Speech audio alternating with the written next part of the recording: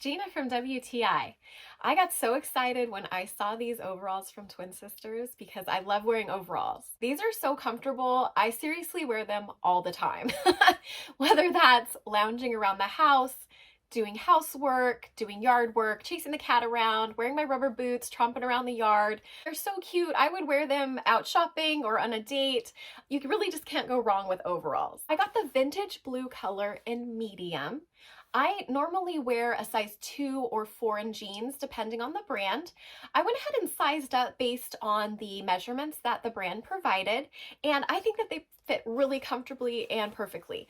I do have some room around the waist and butt area, which just makes me feel more comfortable and not self-conscious.